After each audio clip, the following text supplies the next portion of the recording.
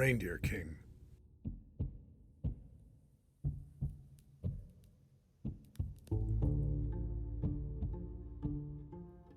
There's something about the way he carries himself from the rest of the herd.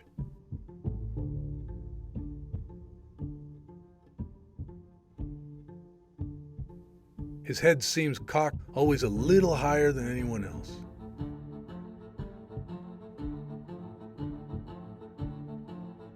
The mane is less mangy or ragged in places, and it's as though the snowflakes are more discerning not to land on his fur.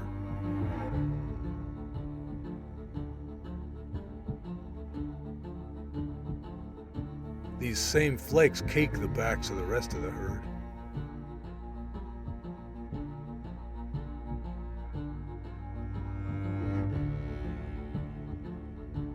His dark antlers look like a giant black crown of death to wield as he pleases. That's why we call him King.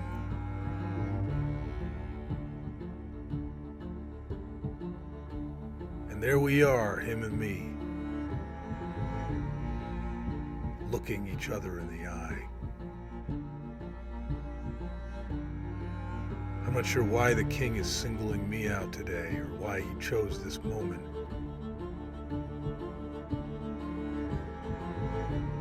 I'm not the only one here. There's other men from the tribe who made this hellish trip. Anyway, why dwell on why?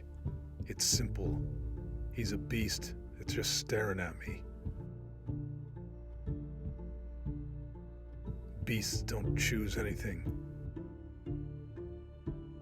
Maybe he just got confused for all I know.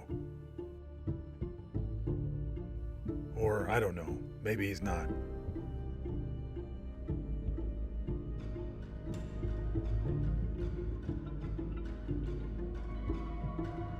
Who am I, you wonder? I'm the shepherd. A shepherd of sorts. The other men are as well.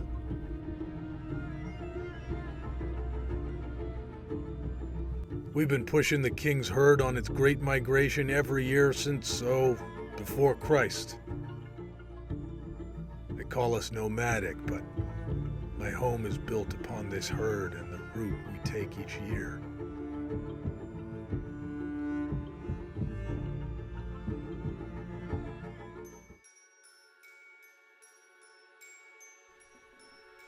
Might have made many of them scared as we herded them and corralled them, but it was for their own good. Better than taking chances with the wolves, I figure.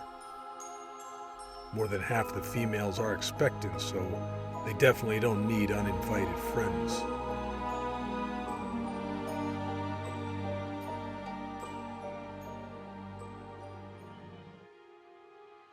It's funny. I wonder a lot on this trip. I wonder about this bond. They need our protection. We need their food and skins and bones.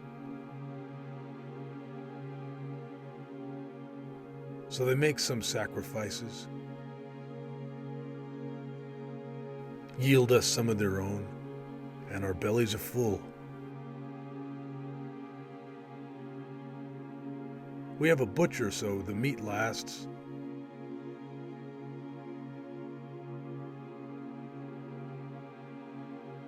They make this journey to get the food that grows in the great mountains. There the grass is less subnivean, more exposed to the sun.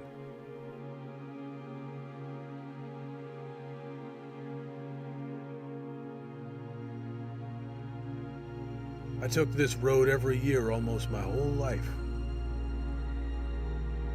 At 150 miles up the tundra, it's one of the most brutal migrations in the world.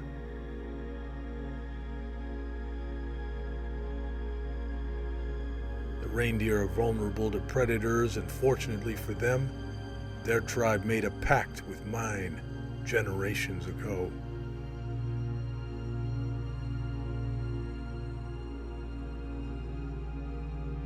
They feed our village. We get them safely up to Scandinavia. Win-win.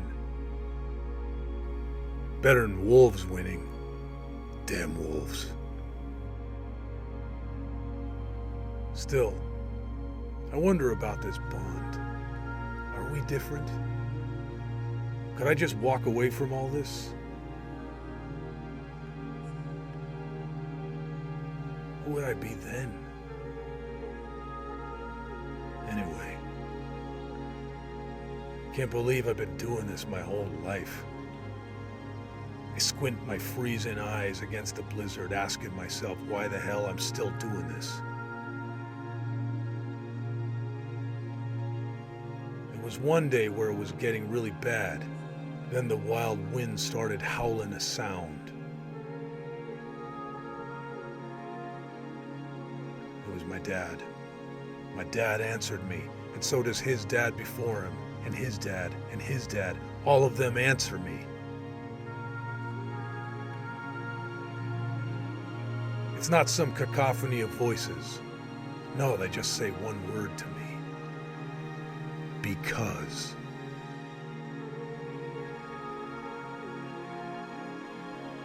That's it. That's why everyone before carried the tradition of shepherding the reindeer up the white wasteland. Just need to get them up to the mountains by summer. When the snow is softer, yields many veggies for them. This will replenish the fat reserves for them against the bitter cold of the natural world.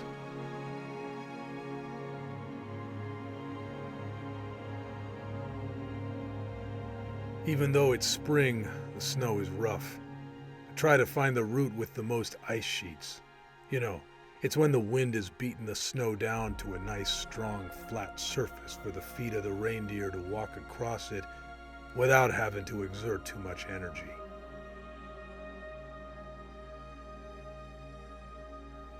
Ever try to run across snow that's 2 feet deep? Yeah, that's what we are avoiding.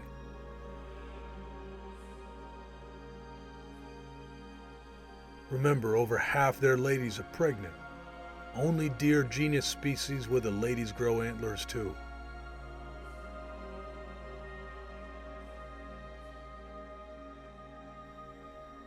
After the ice sheets, there's a few giant rivers that are frozen over, and we herd them across there.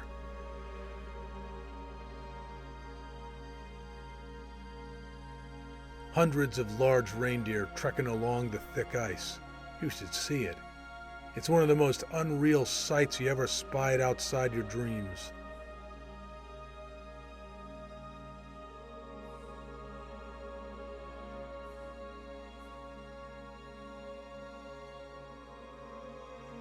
All those reindeer click-clacking with a single-minded determination. Get to the great mountains by summer, and you will feast on the meal the reindeer gods have provided.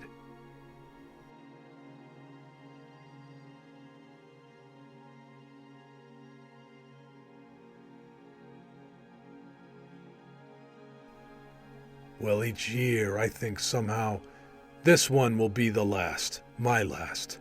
I'll quit. Done with the cold. Done with the freezing hands. It gets in my bones now, the cold. It has my teeth acting up from the roots, hurts my brain with angry solutions. Sometimes I never want to see another damn reindeer as long as I live.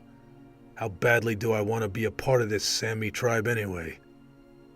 I never believe we will pull it off. Then the reindeer prove me wrong, and I take my leave of them, inspired all over again. By them, by us. It's done. We made it. We've done it for centuries. We'll keep on doing it.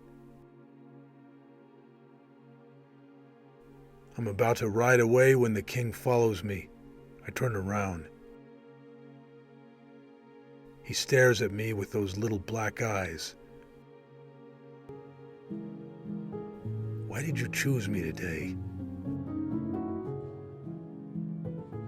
The sunlight of summer begins to peek through the golden trees. He's calm as the warm light plays upon his thick coat. The flecks of snow upon his coat seem to show off his royal, impervious being, accentuating his admirable confidence even more as he stares at me.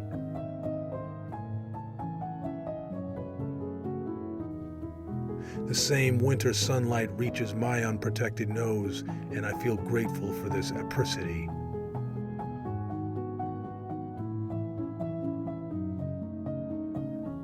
He lowers his nose a little and raises it, as if those dark, beady eyes were saying, "Thank you, brother." And he walks away, saunters away. "No problem, brother," I say. The men who hear me ask who I'm talking to. We head in opposite directions, him and me. We enjoy our great 1,000-year-old tribe in our own ways. We are the tribe of the reindeer. I am forever tied to him. He is my king. Because...